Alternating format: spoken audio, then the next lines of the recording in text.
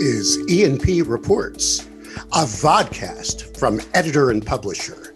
Since 1884, the authoritative voice of news publishing.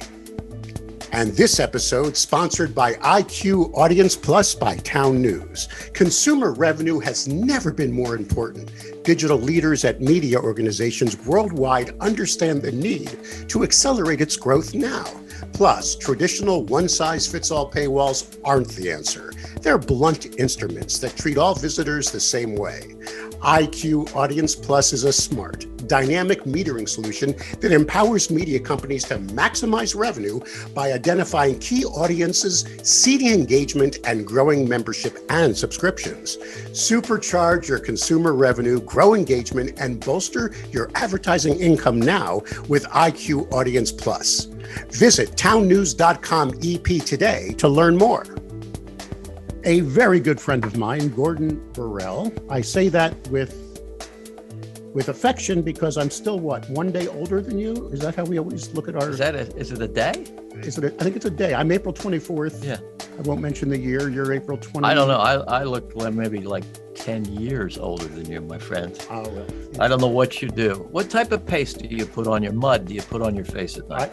Every morning, actually. I do that for these vodcasts. Gordon, I'm very, very excited that you're allowing E&P to be the media sponsor for Borrell 2022. I was there just before COVID. Last conference I did was Borrell, that would be 2019, right? So we've taken a little bit of a rest. It was same place, right? Miami Beach, or Miami, the city of Miami, correct? Correct. It's at the Hilton downtown. Okay. That was an amazing conference a couple of years ago. Just about anybody everybody attends. What's the focus this year of Borrell 2022? How is this conference different from all other conferences? Or give me the elevator pitch, sir. Well, the genesis of it is that we started in 2009, I believe, in New York, and held it at the Grand Hyatt, which is the most expensive hotel in New York. We recruited great speakers and then moved it to Miami. Like me, I was at the I was on the stage for the 2009. I remember that. Yes, I was. Yeah. And the very first one was sold out, and that was like, wow, okay, there is a demand here. We moved it to Miami for a very simple reason, Mike. I was tired of worrying about snowfall canceling an event every year. So we moved it to Miami. We have a frickin' pandemic. And we got in just under the wire. Seriously, if we held that a day or two later, we wouldn't have been able to hold it. So we skipped 2021. Here comes 2022. The focus is very clearly going to be the future. And we want to define the future as the year 2032. And you and I think have discussed this before. I remember reading an article in Harvard Business Review that said the failure of the newspaper industry back in the year 2000 was not forecasting 10 years out, but only forecasting 3 or 4 years out. And so that's what we're going to do. We're going to look at 2032. So many of our speakers are going to look at, not only the here and now and what we're doing, but the path over the next 10 years and how things will fold out. And I think it'll provide a scary, but also to a great extent, invigorating look at what the future holds, and that you can actually navigate to it. One of the things I watched Borrell do over the years, of course, the company, Borrell Associates, your mission, as I always like to define it, for those that don't know you, is to follow the advertiser. I mean, basically, what I just tell people is so simple. Every month you query thousands and thousands and thousands of local advertisers and ask them a couple questions. What are you buying and what do you think of buying when it comes to media? But then you break it down into so many different ways that you can issue a myriad of reports. You've also added to that, what I love sometimes is their thoughts. And then you get these word clouds, or thoughts of what they're thinking about the advertising they're purchasing or thinking of purchasing. I have watched you move, Borrell, though, a lot into the broadcast space lately. You're going to have a lot of focus on broadcast, correct? Will there still be a room for the print person who wants to show up, or the person with ink in their veins, or newspaper entrepreneur, or what? Well, yes, we went back, if we go back to the early stages of the company in the year 2000, the intent was always to bring everybody in under one roof. And when we started our conference, we literally did that.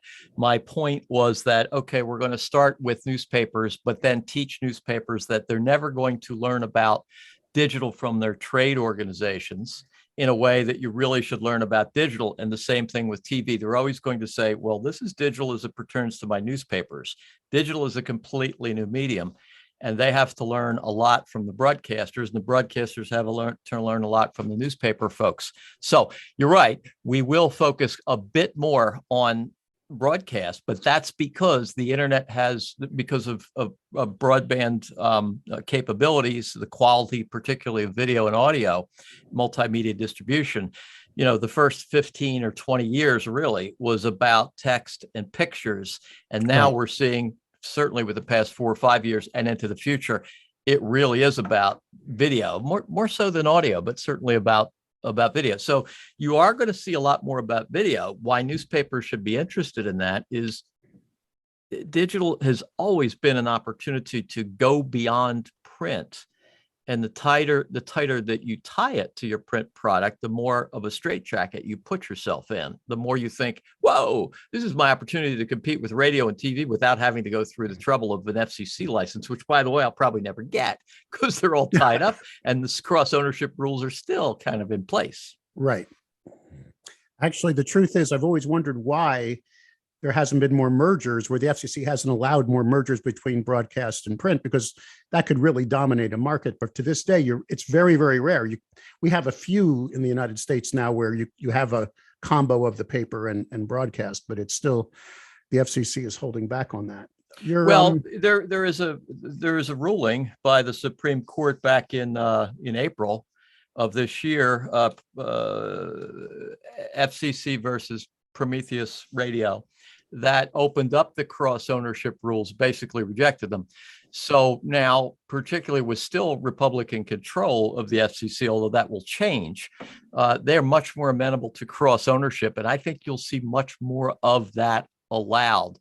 It's allowed in a lot of markets because you can't, particularly in rural markets, because there's no way anybody could prove that you're going to control all the media by owning a couple of radio stations and a newspaper. But you're going to see a relaxation of those rules, and you're going to see people band together, companies, I think, and try to develop a strategic competitive advantage to the FANG group. Facebook, Amazon, I can never get it right, Netflix, Google, whoever the hell else is in there.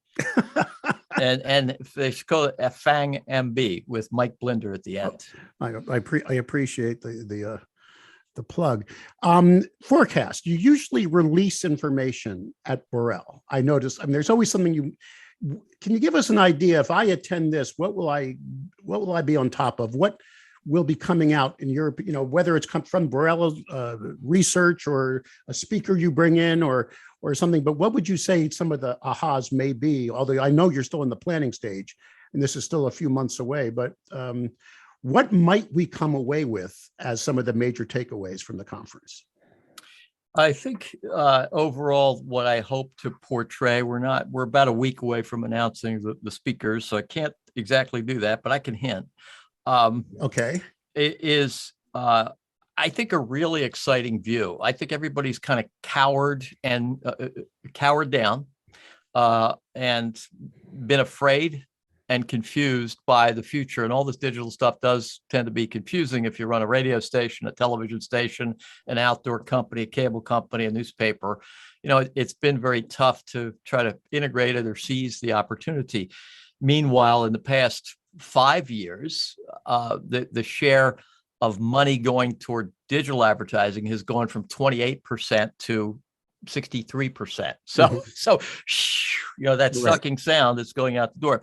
So in this conference, I think I try to envision what attendees go back and tell their colleagues or their spouses, and what I want them to say and what I think they'll say about this conference is, wow, I just had a really amazing look at the future. This is really exciting. There are some things that I think are really capable of doing. I can't wait to tell everybody about them and just try to begin, to get on that path a little bit more. I think everybody is actually on the path to some extent.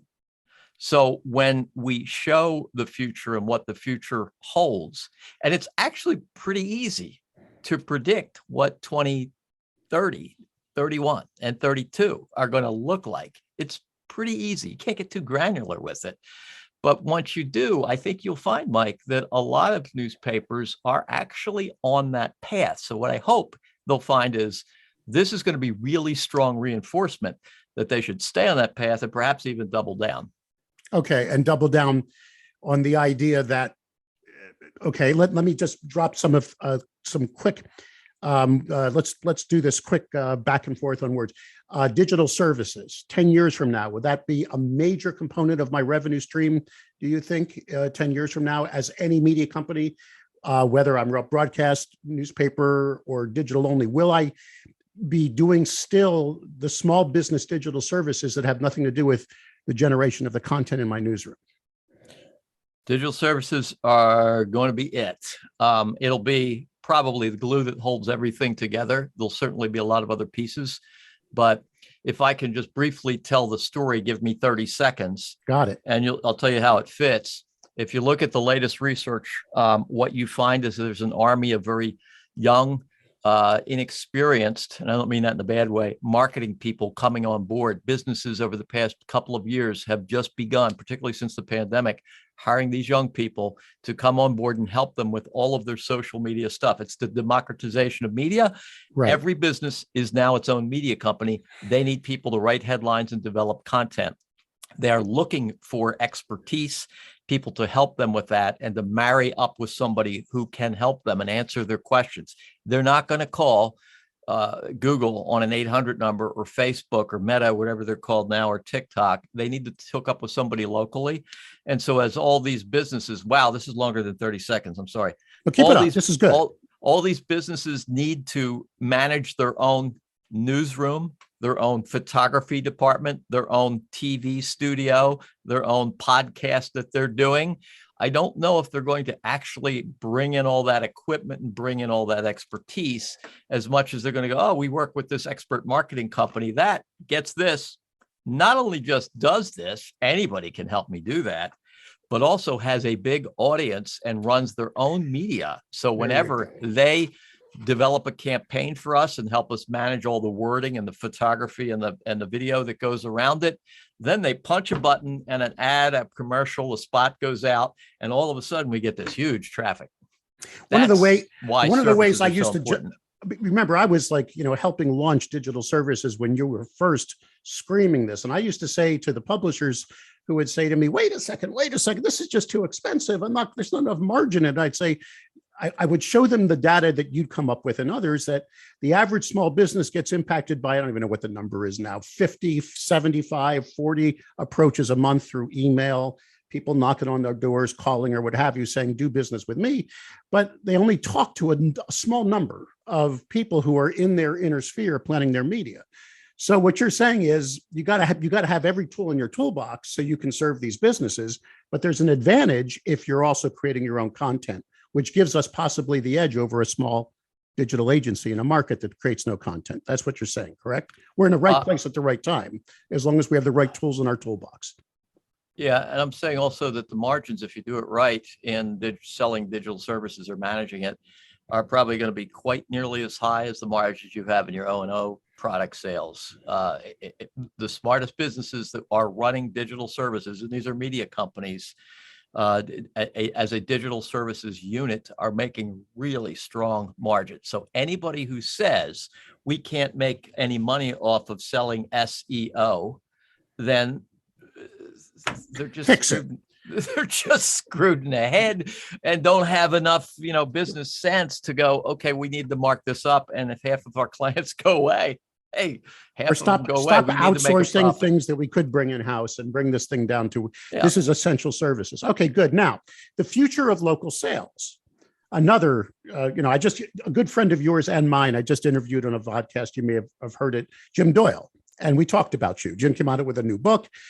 We go back 30 years. Actually, he told me it was 40 years. I thought it was 30. And I mentioned that at the Borrell a couple of years ago, the last one, there was a gentleman up there, and I forgot who it was. I think he was with Haibu or Yellow Pages, was talking more about DIY, less focus on having to build an expensive, in-your-face local sales force. 10 years from now, what does that look like? Is everybody DIY? Are we doing just outbound or telemarketing? Or are we still having feet on the street? Or can you give us just a glimpse at the future? Or will I hear more about that in Miami? Well, it's the way you worded the question is easy. No, not everybody is doing DIY. But what I think you probably wanted to ask was, what percentage of small businesses will be doing DIY? Before I answer that question in a shocking way, let me take you to present day, when we asked all the ways that they preferred to interact and buy, advertising, or all the ways they buy advertising. About 53% were buying advertising via DIY platforms. They were also interacting with individuals and buying it different ways, so it was inclusive. So 53% are using some sort of DIY platform, mostly, by the way, for buying Google keywords and Facebook posts. Exactly. When we asked them their preference, what they preferred if they had only one method, DIY went down to about 13%. So only 13% are taken in reverse. 87% today prefer not to use DIY. Why? Because it goes back to what I said earlier, all of those questions, they want to interact with people. They're not ready to buy newspaper advertising via DIY or outdoor or radio or TV or even social media. They got questions, right? So here's the scary part. Let's go forward. I think the window of opportunity for media companies with this sales force of roughly an army of about 55,000 local advertising sales reps out there, newspapers, radio, TV, outdoor, cable, direct mail, etc. Probably 4 to maybe 5 years before those young whippersnappers that know mostly social media and don't quite understand the power of, say, newspaper advertising are going to learn, and then they're going to be in their 30s or maybe 40s and go, oh, yeah, okay, I get it. Just give me your DIY platform. They're going to have the expertise. They're going to migrate from novices where they are today to apprentices. It's just time. Exactly. It is only hours per week and weeks in the year that they spend on marketing tasks. And as those years go by, most of them are 40-hour-a-week employees now. As time goes by, they'll move to apprentice in a couple of years, and then they become master marketers. All of our data says if you're a master marketer, you're highly inclined to prefer a DIY platform. There you go. Any idea if broadcast will survive? Okay, I just have to ask this. I know that most of this audience we're chatting with on this platform, as you know, has a heritage in the newspaper industry, news publishing industry. A lot of broadcast does not create local journalism content. Radio, television, yes, they're all in with their local news departments, but a lot of other stuff that they're doing has nothing to do with local journalism. Is there a future for the local news entity to be primarily from broadcast, or do you still see a future for local newspapers to be in those small towns, or will it be pure play? Is there any prediction in the next 10 years?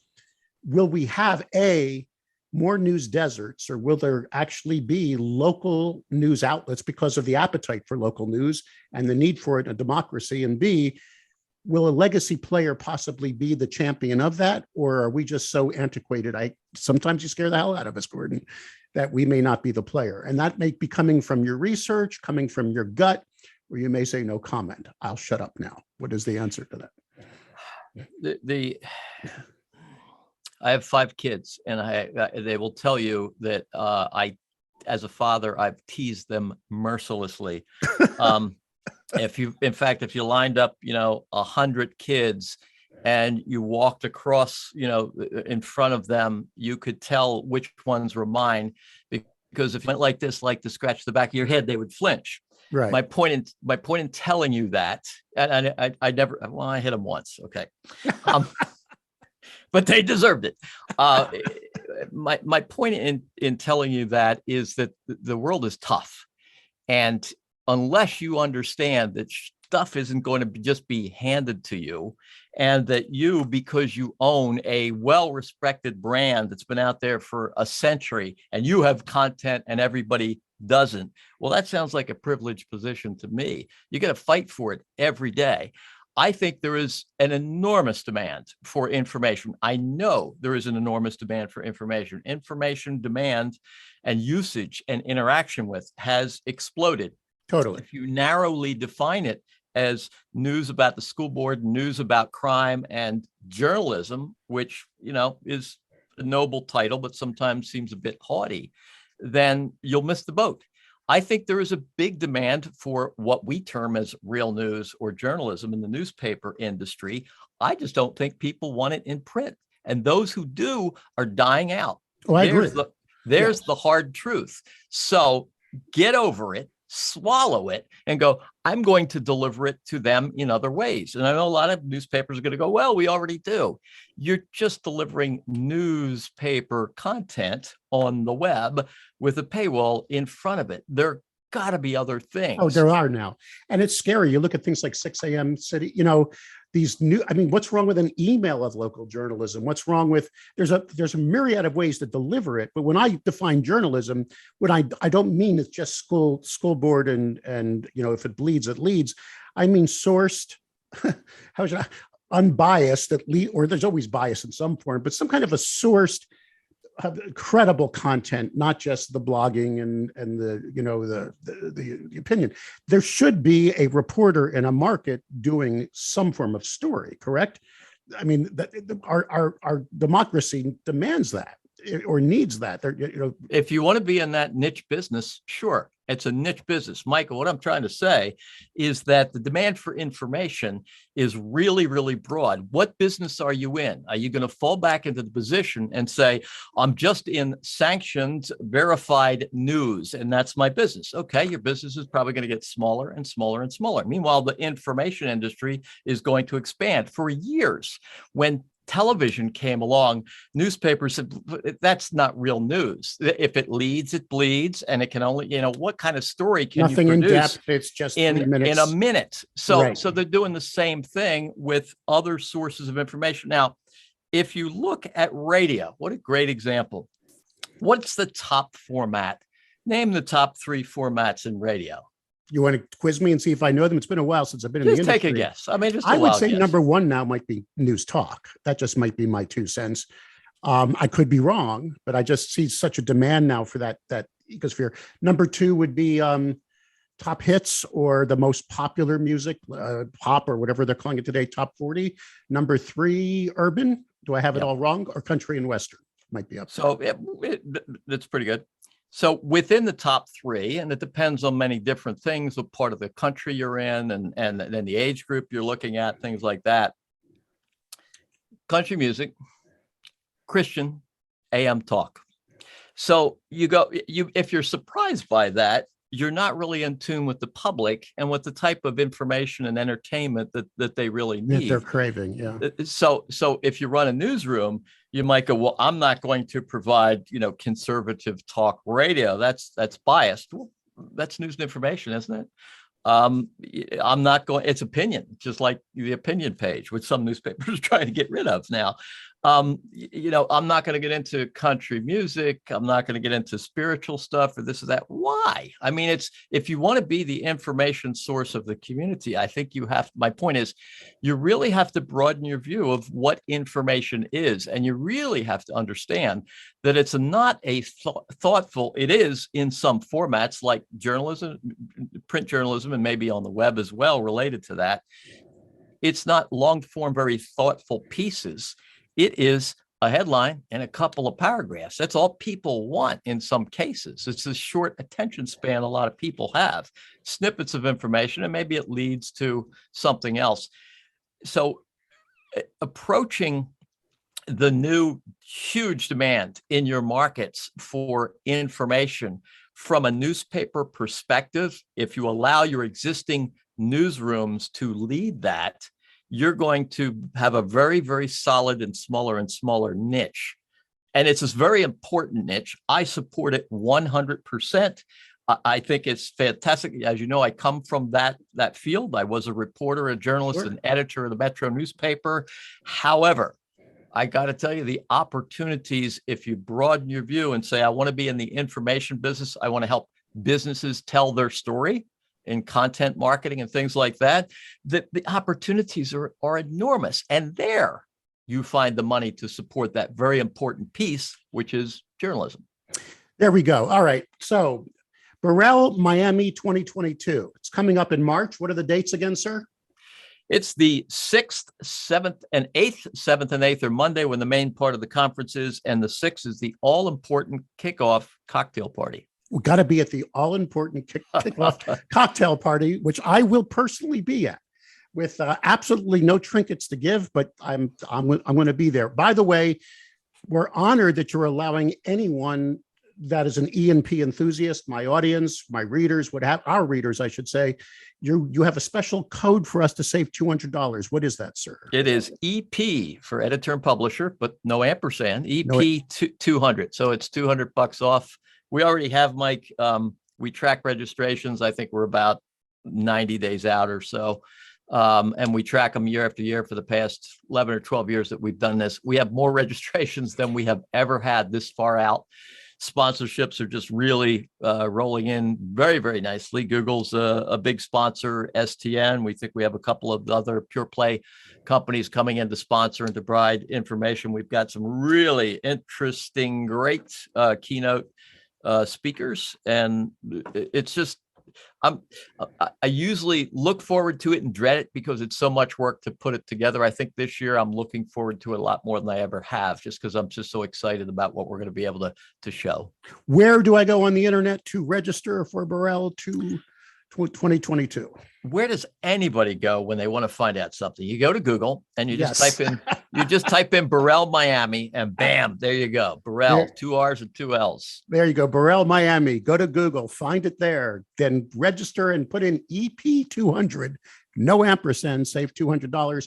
I'll be there, and I gotta be. This is a must attend. I was there before. It really opens up your mind. You do not waste any attendees' time.